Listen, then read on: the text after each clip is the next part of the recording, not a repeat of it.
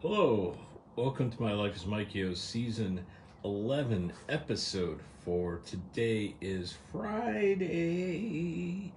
I believe it's March 14th, which would make it Pi Day. And I'm really hoping I get the date correct on this because I saw um, no pi references, or I just don't know pi. I thought it was 3.14, but if not, I'm close. How we doing? It's 70 some degrees outside. It's sunny, it's warm, it's happy, and that means we're in the shop. And we're actually in the shop cleaning, or at least we're done cleaning for right now. Yesterday, I know I said I was going to clean, but I lied. I helped my neighbor out. Um, they had the water sewer people dig up her front yard in the uh, like in the winter months, and they left a big old mound of dirt and all kinds of crap everywhere. So I saw them raking, so I grabbed a rake, grabbed some gloves, and helped rake some stuff around. At least helped them out as best I could. And that was actually fun, and it's always good to help your neighbor out. Because they're your neighbors. That's what neighbors do. I've had bad neighbors in the past, um, and I know the importance of strengthening the bonds of friendship with the people that live next to you. So definitely do that, because who knows? But so what we got going on?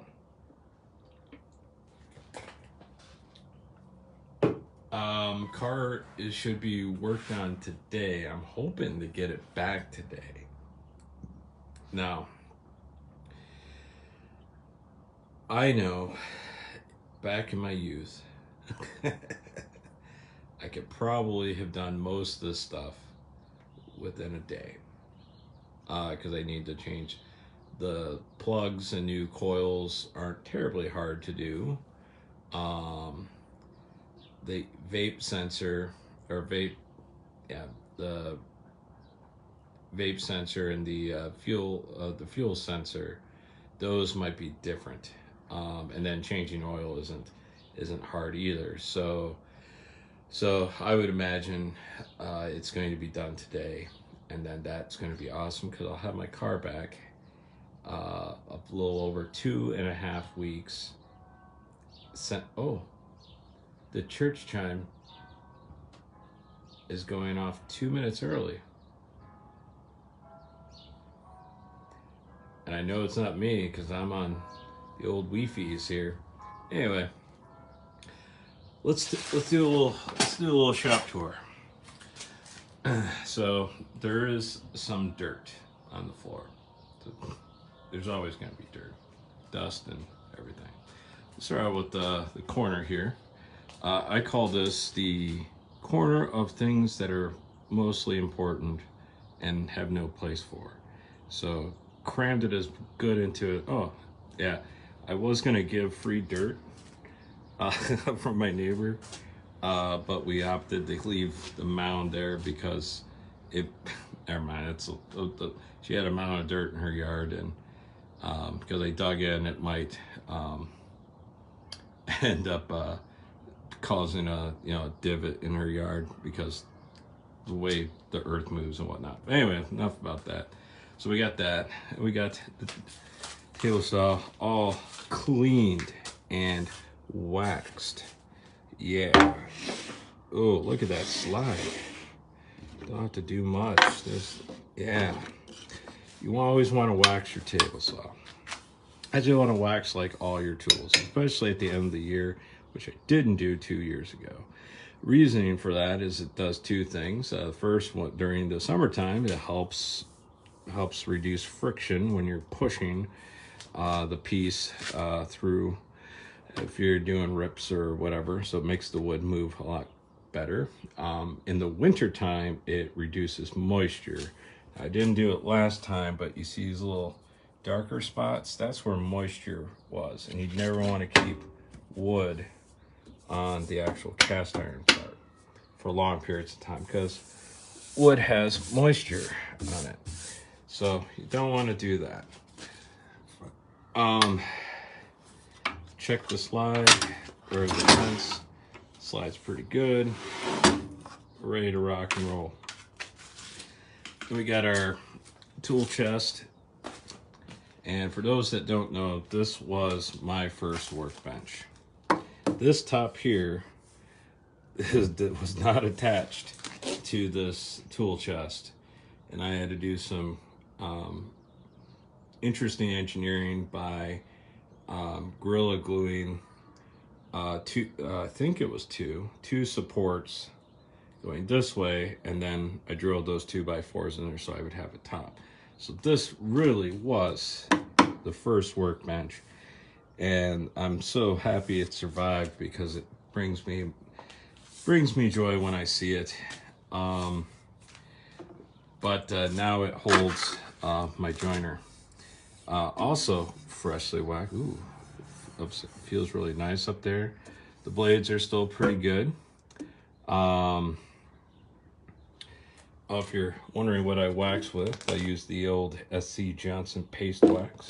It's good. You get a can of that. That'll last you for a few years. Maybe like halfway through the season, maybe I'll wax them again. Just really all depends on how much you use it. If you feel like you're fighting a little bit with your tools, or I don't know, you just get that feeling, you do that.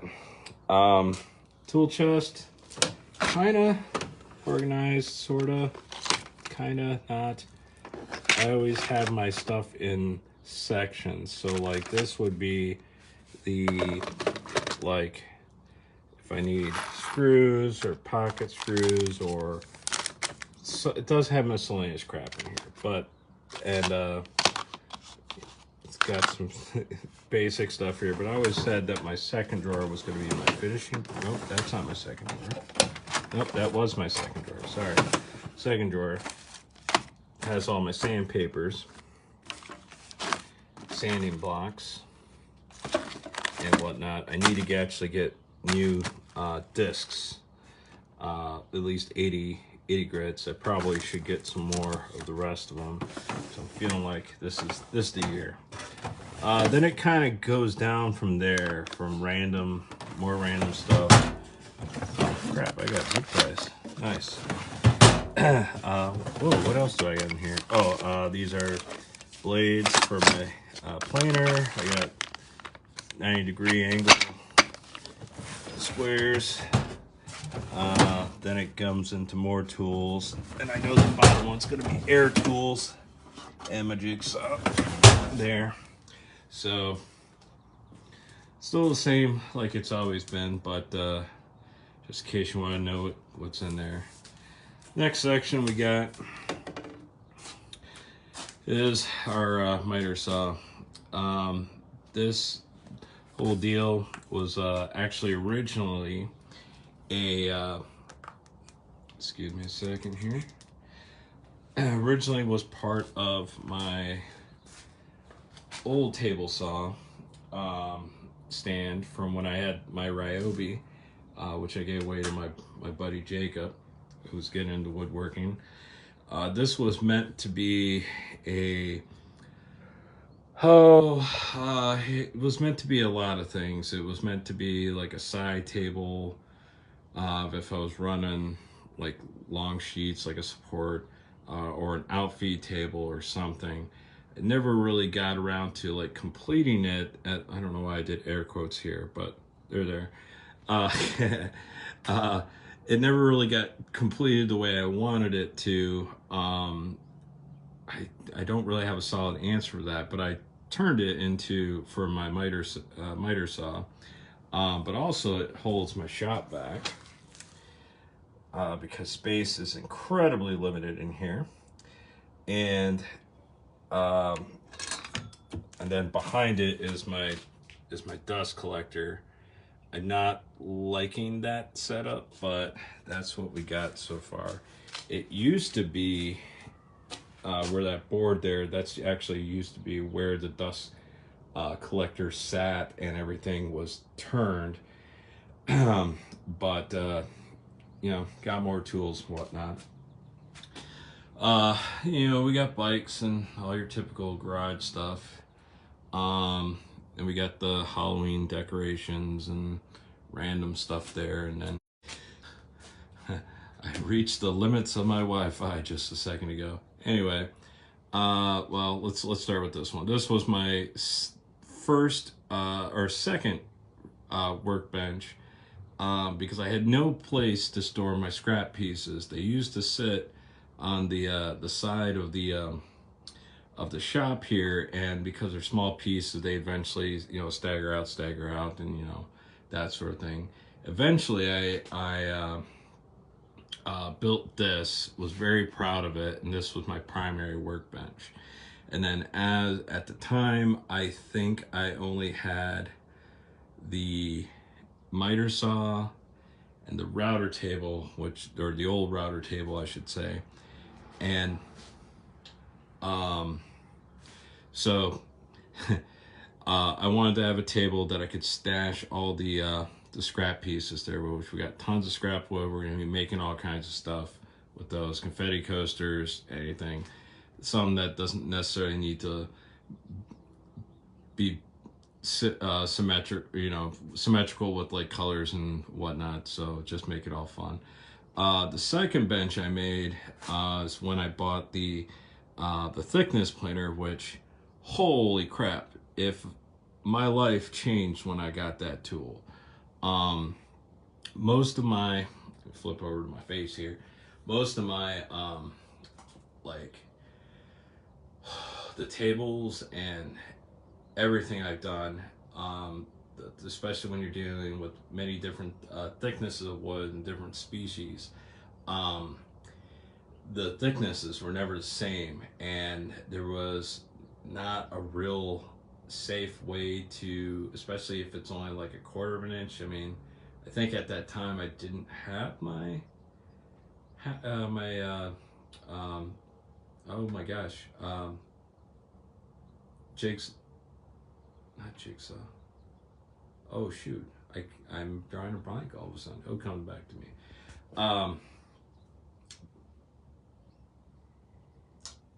I don't know why I can't think of the name. Anyway, let's get past the old man moment.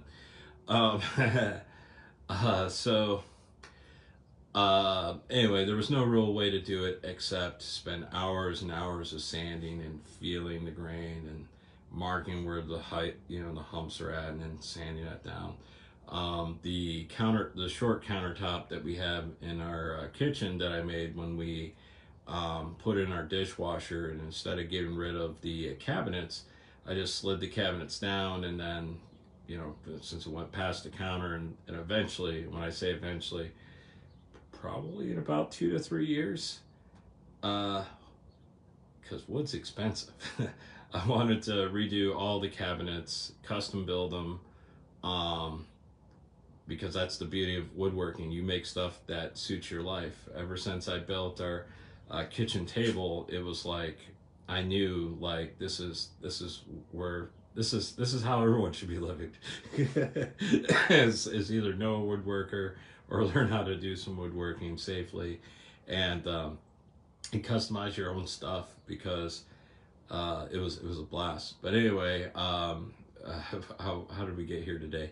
So the half counter, because it takes hours and hours of just whittling down, like just hairs at a time, and eventually you find whatever side is the flattest, and then you call that the top, and then the bottom is whatever you left it. So if you went to my half one and you reached underneath it from behind, you would feel where I hadn't finished. So that's I guess an Easter egg for you there.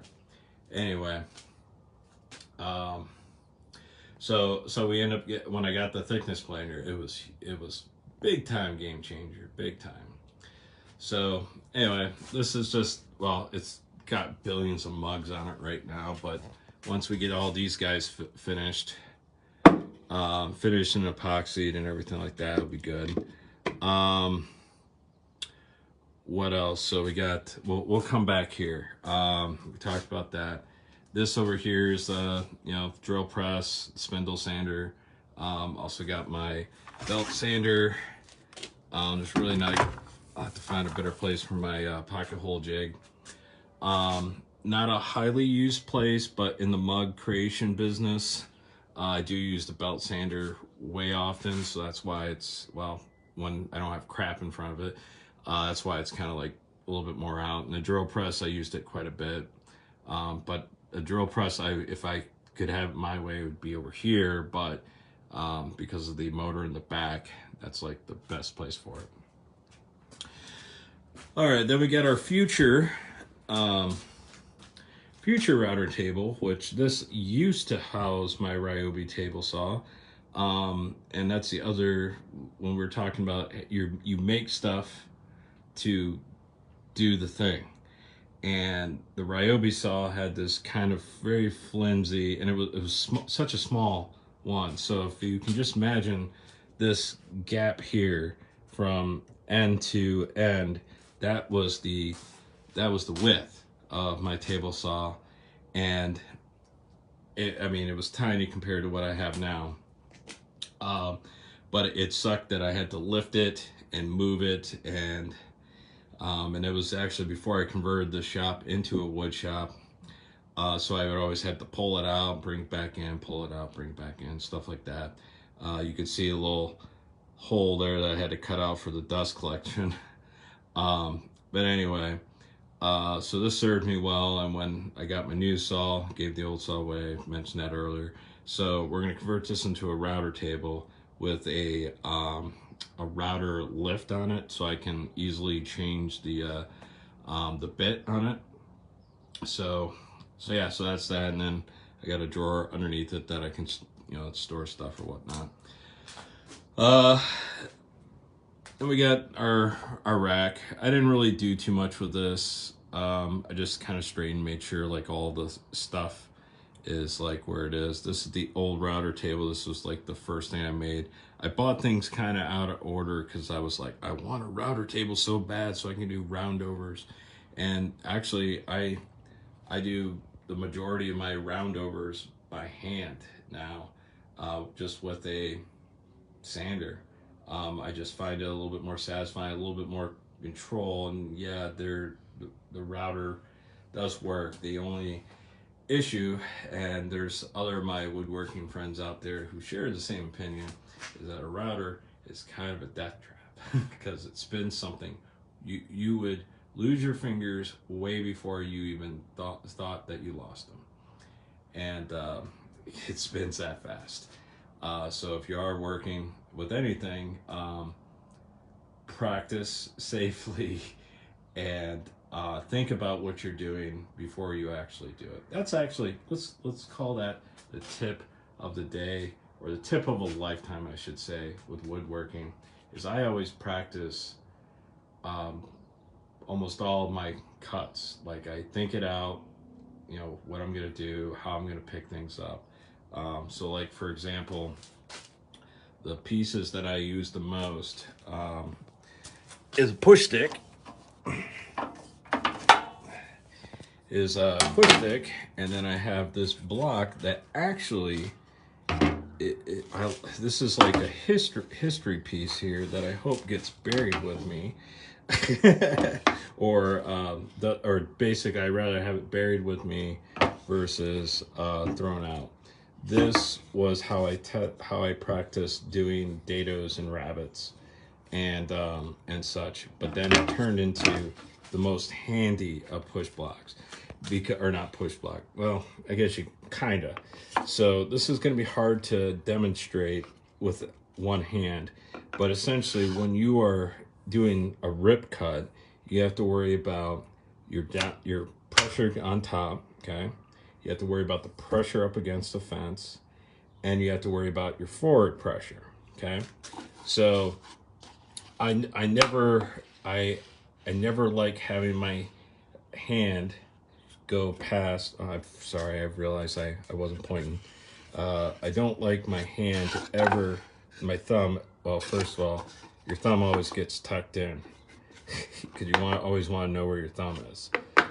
Second tip, always know where your thumb is. Where was I going with all this? Oh yeah, yeah. So I never want my hand to ever go past this. Or sorry, I did it again. I'm looking at real world. You never want your hand to go past this, obviously, because the blade's right here, right? So to help assure that I'm not going to even come near it, if I do go past it, it gives me, I don't know, what's that, 3 inches at least, 3 inches of space. So I slam, you know, I'm pushing the piece, and actually it's not even going to be that close, unless I'm cutting off with a very thin edge.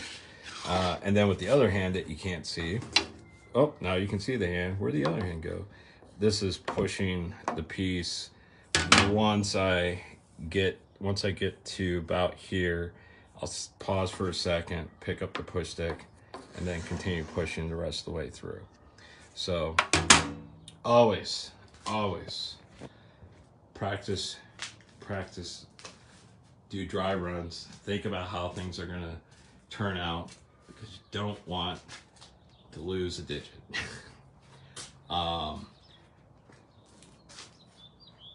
Bandsaw was the word I was looking for. So I'll tell you guys a story. On the whole thickness planer bandsaw. So I was making a my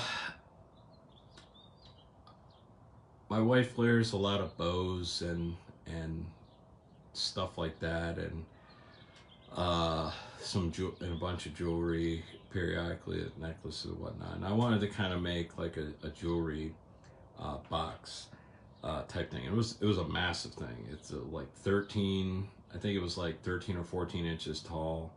Had a bunch of little drawers in there for whatever she wants.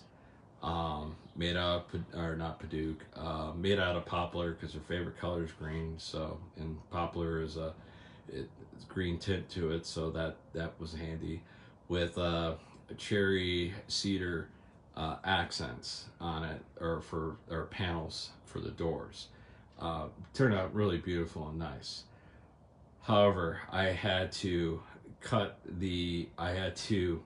match the thickness of, or I had to reduce the thickness of the wood. Now, by about 1/4 of an inch, I believe, is the thickness. Do I still have those famous pieces? Probably not. Nope, that's not them. I guess they're long gone now. But anyway, there's a very unsafe thing you can do with a table saw. And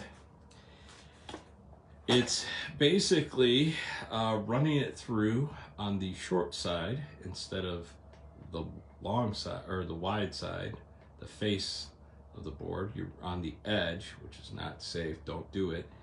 And you slowly raise the blade and run it through multiple passes until you get there. The first one I did worked fine. The second one, the thing caught the or is it my hand? No, it had been this hand. Caught the piece fell into the throat of or it's called the throat plate, that blue part we were talking about, fell into the throat plate, and my hand slipped and it touched the blade. Not the blade itself, but the side of it. And the good news is I did not lose much of my middle finger. Actually, you wouldn't even know. It was just a little, and actually most of it actually grew back. I'm not sure if you could see it. Kind of looks like a small blister, I guess. But yeah, and then you bleed, and you don't know. You just knew something bad happened. And so you turn the saw off as quick as you can, and then you have to go into the house and act like you're not dying in front of your family. And you go into the bathroom. And the good news was I didn't bleed very long. And then because of that move, not that I didn't practice that cut, but it was clearly that it was unsafe. So don't do that. If you need to actually reduce the thickness of your wood, get yourself a bandsaw. which is, whoops, I'm hitting all the wrong buttons here. This is my bandsaw. This is my baby. She now my only regret is that I wish this was bigger because I didn't know I was gonna be working with other stuff. But I can only do stuff, you know, what's that? I don't know, 6, 7. No, maybe about 5. 5 inches of thickness. So, but anyway, this guy here, absolutely love it. I just wish it was bigger. I may get a bigger one, but before I do, I have to find somebody who wants this guy. And well, actually, sorry, before people start asking me for it, I need first to be in the market to purchase a bandsaw. And then when I am, I will let you guys know, and whoever wants it will. But we're talking maybe a year or two, because I'm getting a new truck at some point this year. And so anyway, that's that with the shop. So we're going to, here in a little bit, we're gonna switch my computer, and we're gonna build some, we're gonna design something together, and we'll have it here. And bye. Hi guys, how are you doing? So what we're gonna build is, we're gonna build an emergency whiskey box, and it's basically gonna allow me to take this little thing that one of my buddies gave me, and it's gonna kind of like hang out over here. And so at the end of the day, we got some whiskey we can drink. So I thought that'd be kind of cool. But we're going to build it out of stuff, who knows what. And well, it's my cellular service. Anyway, oops, I forget I'm over here now. Anyway, yeah, so we're gonna make an emergency whiskey box, and it's gonna hang on the rack here, and we'll have that. Some other shop improvements that we want to do. We want to hang another light up over here, over the garage. So I don't know. I love, like, I just love light, and it, you know, especially now that the table saw is actually up in the front again. It'll allow it to shine a little bit better. Also need to wire a couple switches for them, because what turns on and off the light is the start stop switch on the router table that I haven't used in quite some time. You love the lamps? It is a nice flask, Delaney. The person that gave it to me snuck it in my tool bag one day, and I didn't realize it until I got home, or sorry, until I went to another to a location, and I was pulling my bag out and I saw it there. I'm like, well, I guess I'm gonna save this for later. Yeah.